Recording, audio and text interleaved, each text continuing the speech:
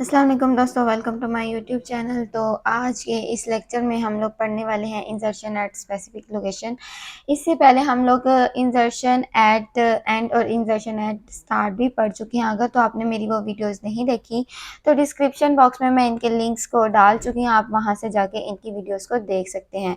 तो singly link list में ये तीसरा इंसर्शन का ऑपरेशन है, जिसको इस्तेमाल करते हुए हम अपनी जो सिंगली लिंक लिस्ट है उसमें अपनी वैल्यूज़ को इंसर्ट कर सकते हैं।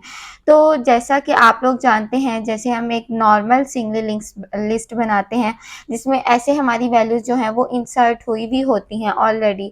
अब हम चाहते हैं हम यहाँ पर किसी भी लोकेशन में एक जो अपनी न्यू वैल्यू है वो इंसर्ट करना चाहते हैं। मिसाल के तौर पर यूज़र चाहता है कि ये हमारी एक लिस्ट है, वो 44 की जगह यानी कि नोड 2 की जगह एक न्यू वाली जो वैल्यू है वो इंसर्ट कर दे। तो वो क्या करेगा, वो हमें बताएगा कि भाई ये वाली वैल्यू है, ठीक है, इस वैल्यू को आगे शिफ्ट कर दो और इसकी जगह एक न्यू वैल्यू जो है वो इंसर्ट कर दो, ठीक है। तो हमारे पास जो लिंक लिस्ट है उसका जो मेन एडवांटेज है वो यही है कि हमारे पास लिंक लिस्ट डायनामिक होती है। हम इसका जो साइज है वो जितना चाहे मर्जी एक्सपैंड कर सकते हैं अपनी मर्जी से। तो फिर क्या होगा, हमारी एक स्टार्टिंग नोड बनेगी, उसके लिए भी हम लोग टेम्प का जो है वो नोड इस्तेमाल करेंगे जिसमें हम अपने डाटा को रखेंगे। फिर उसके बाद अपनी जो रियल लिस्ट होगी उसमें अपने डाटा को स्टोर करेंगे। देन हम अपनी जो 44 की जगह 44 हमारे पास सेकंड नोड है, तो सेकंड नोड में हमारे पास न्यू डाटा आ गया क्योंकि हमने सेकंड नोड को सिलेक्ट किया था। और फिर आगे आगे वो जो वैल्यूज थी अगली 44 एंड 12 वो अगली नोड्स में जाके शिफ्ट हो गई। तो ऐसे हम अपनी एक स्पेसिफिक लोकेशन को सिलेक्ट करते हैं और वहां पर जाके अपनी वैल्यूज को इंसर्ट कर देते हैं, लेकिन उससे पहले हम लोग ऑलरेडी एक लिस्ट बना चुके होते हैं, ठीक है। तो आगे बढ़ते हैं इसके प्रोग्राम की तरफ। तो यहाँ पर मैं अपने प्रोग्राम का जो सारा स्ट्रक्चर है वो बना चुकी हूँ। ये मेरा वही प्रोग्राम है जो मैं प्रीवियस वीडियो में अपनी जो इंसर्शन एट स्टार्ट है उसमें बना चुकी हूँ। तो मैंने क्या करना है, मेरी एक जो लिंक लिस्ट है वो ऑलरेडी क्रिएट हो चुकी है, ठीक है। इसकी सारी जो एक्सप्लेनेशन है वो मैं प्रीवियस वीडियो में बता चुकी हूँ, ठीक है। आप वहाँ से जाके उसको देख सकते हैं।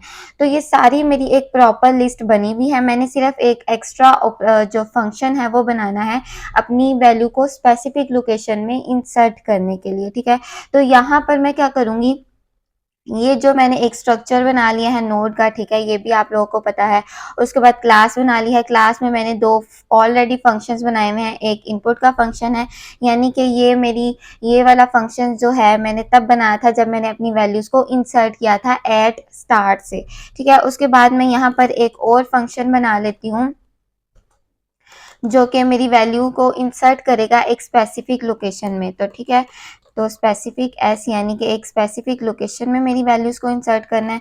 और यहाँ पर हो गया। और मेन फंक्शन भी मैं ऑलरेडी बना चुकी हूँ प्रीवियस वीडियो में, ठीक है। और यहाँ पर मैं इनपुट का फंक्शन भी बना चुकी हूँ। मैंने इसमें इस इनपुट के फंक्शन में अपनी वैल्यूज़ को इंसर्ट किया है स्टार्ट से।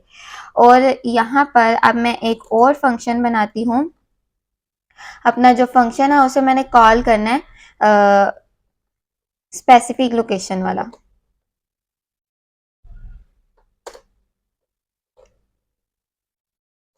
तो यहाँ पर सबसे पहले हम एक इफ कंडीशन को यूज करेंगे जैसा कि हम हमेशा करते हैं। Start equal to null. हमने कंपैरिजन किया क्या हमारे पास जो स्टार्टिंग वैल्यू है वो नल है। अगर तो वो नल है तो हमने यूजर से कह देना है कि हमारी लिस्ट एम्प्टी है।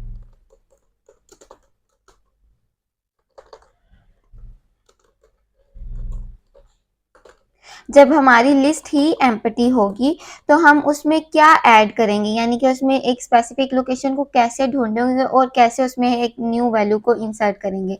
लेकिन यहाँ पर हमारी जो लिस्ट है वो एम्प्टी नहीं है, स्टार्टिंग वैल्यू में ऑलरेडी डाटा पड़ा हुआ है, क्योंकि यहाँ पर हम अपनी जो वैल्यू है वो सारी वैल्यूज लिस्ट में रखवा चुके हैं। अब हमारे पास जो स्टार्टिंग वैल्यू है वो नल नहीं रही, तो इसलिए इसकी जो इफ कंडीशन है वो कभी भी नहीं चलेगी। इसकी जो एल्स कंडीशन है हमेशा वही चलेगी। तो एल्स कंडीशन में सबसे पहले हमने यहाँ पर एक सी आउट के नाम से फंक्शन बना सी आउट कराना है हमने, और यूजर से कहना है कि हमें एक वैल्यू दे दो जो आप फाइंड करना चाहते हो, ठीक है। तो एंटर दी वैल्यू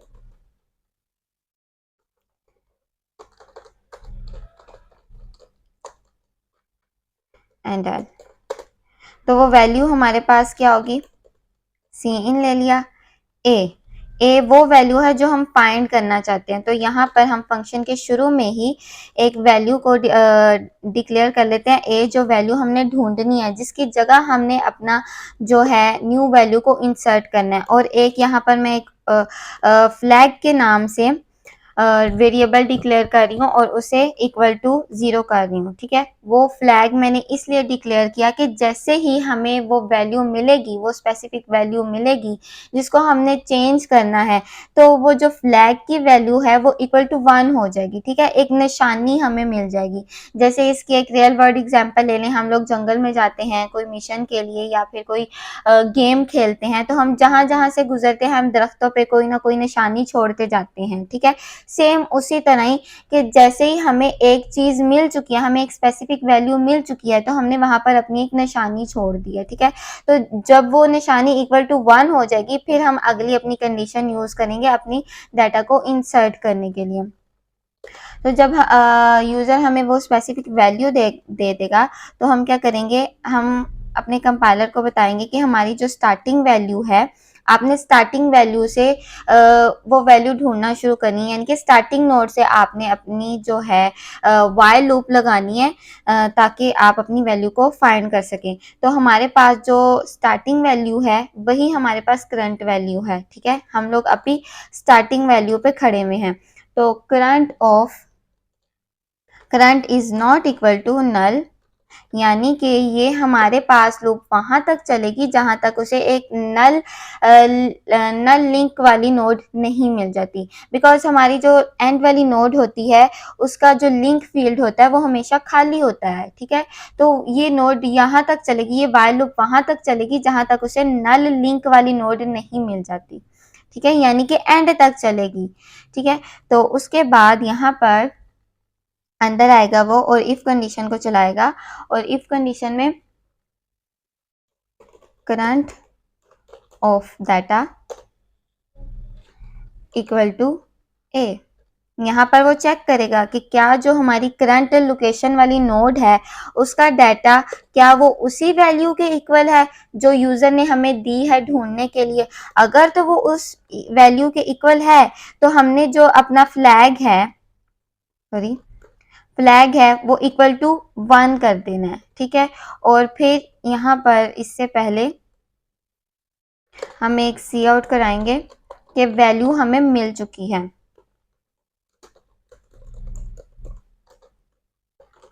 और फिर उसके बाद हम अपनी जो फ्लैग की वैल्यू है उसे इक्वल टू 1 करेंगे, एक निशानी बता देंगे कि हमें वैल्यू मिल गई है। तो उसके बाद ब्रेक, अपनी जो लूप है हमारी इफ कंडीशन है उसे हम ब्रेक लगा देंगे। ये मैं आपको बताती हूँ, हमारे पास जो करंट पोजीशन है वो स्टार्ट है, हमने स्टार्ट से शुरू करना है, ठीक है। लेकिन जो यूजर चाहता है वो चाहता है कि पोजीशन 3 वाली जो वैल्यू है वो है 22, तो आपने उस 22 की जगह पे एक न्यू वैल्यू को इंसर्ट करना है। वो यूजर ने यहाँ पर एक ही वैल्यू दे दी है 22, ठीक है। तो हमारे पास स्टार्टिंग नोड जो है वो हमारी करंट पोजीशन है, हम लोग करंट पोजीशन पे खड़े हुए हैं। तो यहाँ पर आके चेक करेगा क्या हमारे पास current of link is not equal to null है, क्या जो हमारे पास करंट पोजीशन का लिंक पार्ट है वो नल है, नहीं वो नल नहीं है, ठीक है। तो यहाँ पर हमारी कंडीशन ट्रू होगी, फिर वो नीचे आएगा, फिर वो चेक करेगा क्या हमारे पास करंट ऑफ डाटा, यानी कि हमारी करंट नोड वाला जो डाटा है वो इक्वल टू ए है, यानी कि वो इक्वल टू 22 है।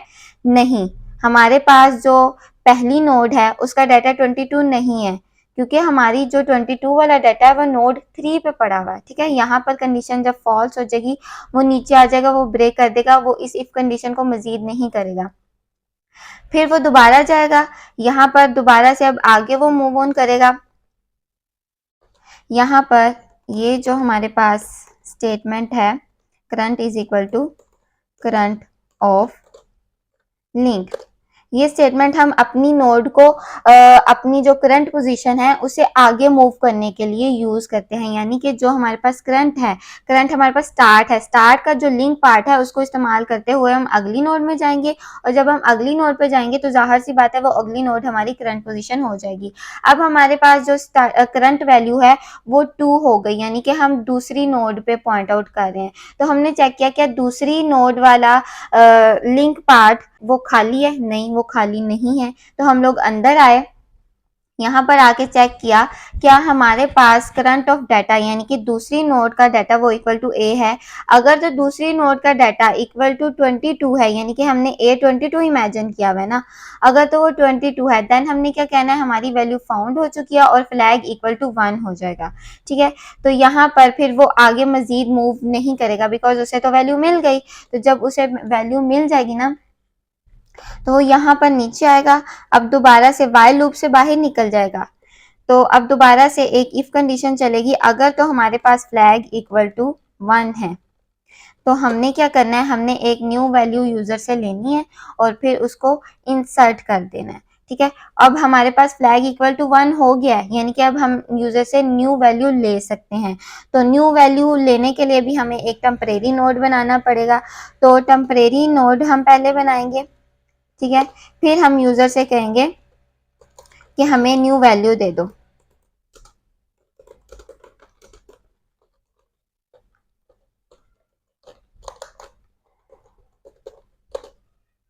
सी इन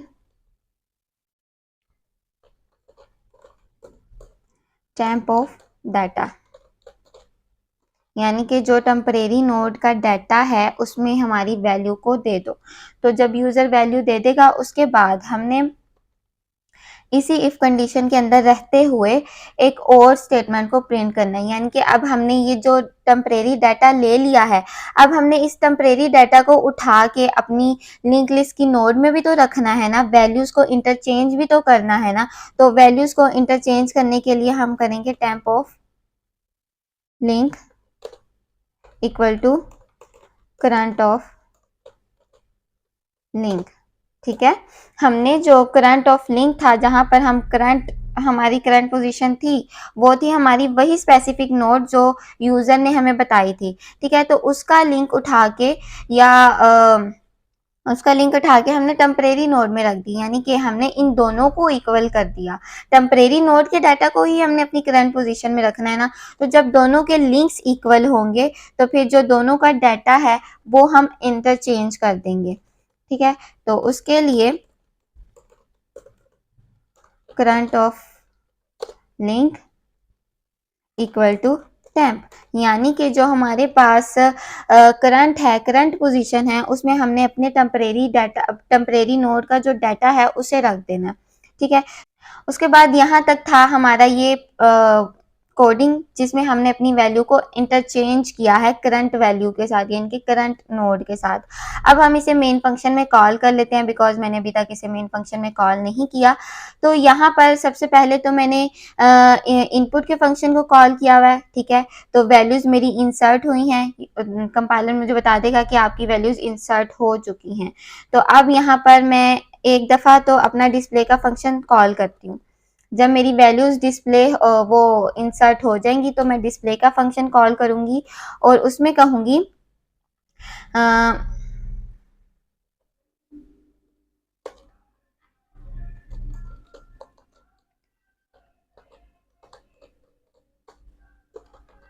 वैल्यूज इन लिस्ट आर। ठीक है, ये तब वैल्यूज होंगी स्पेसिफिक लोकेशन को इंसर्ट करने से पहले जो वैल्यूज होंगी ना हमारी उनको डिस्प्ले करेगा।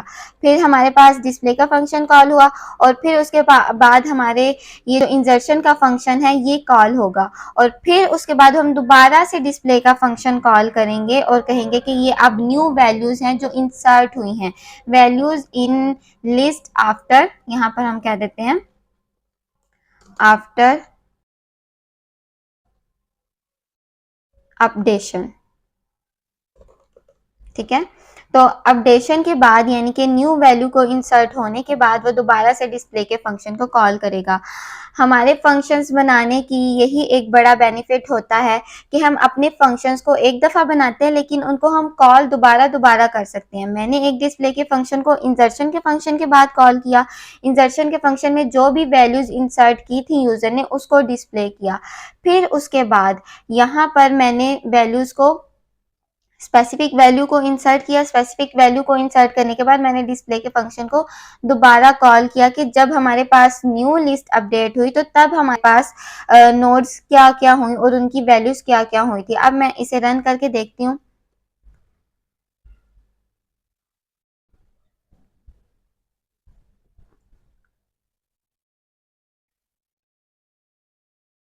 सबसे पहले तो वो हमसे साइज मांग रहा है, मैं यहाँ पर साइज 4 दे देती हूँ और उसमें वैल्यूज को इंसर्ट कर देती हूँ।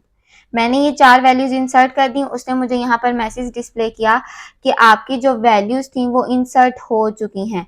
तो वैल्यूज इन डिस्प्ले आर, ये जो मेरी वैल्यूज थी ना 44, 33, 22, 11, ये मेरी वैल्यूज थी जो इंसर्ट हुई हैं। मैंने इंसर्शन एट स्टार्ट के जरिए इन वैल्यूज को इंसर्ट किया था।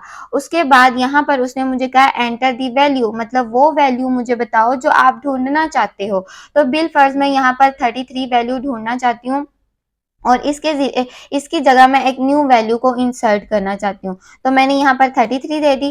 33 देने के बाद उसने मुझे बताया कि वैल्यू इज फाउंड, आपकी वैल्यू मिल चुकी है। अब हमें enter the value, new value बताओ जो आपने यहाँ पर इंसर्ट करनी है। तो मैं यहाँ पर 55 वैल्यू दे देती हूँ। तो values in list after updation, यहाँ पर डिस्प्ले का फंक्शन दोबारा से कॉल हुआ। तो कॉल होने के बाद जो मेरी न्यू लिस्ट बनी थी वो उसने डिस्प्ले कर दी, 11, 22, 55, 33, 44। ठीक है, 33 हमारे पास नोड कौन सी थी, 3 वाली नोड थी। अब 3 वाली नोड में क्या डाटा पड़ा हुआ है, 55 पड़ा हुआ है और बाकी जो 33 और 44 थे ना वो आगे आगे मूव कर गए। ठीक है, तो ये तो था हमारा आज का प्रोग्राम और आज का टॉपिक। उम्मीद करती हूँ कि आपको मेरी आज की ये वीडियो पसंद आई होगी और समझ भी आई होगी। अगर तो आपको मेरी ये वीडियो पसंद आई है तो इसे लाइक करें और अपने दोस्तों के साथ शेयर करें और सब्सक्राइब करना मत भूलिएगा ताकि आइंदा आने वाली वीडियो के नोटिफिकेशंस आपको मिलते रहें। तब अगली आइंदा आने वाली वीडियोज़ में हम लोग डिस्कस करेंगे कि सिंगली लिंक लिस्ट में हम अपनी वैल्यूज़ को डिलीट कैसे करते हैं। तब तक के लिए अल्लाह हाफिज़।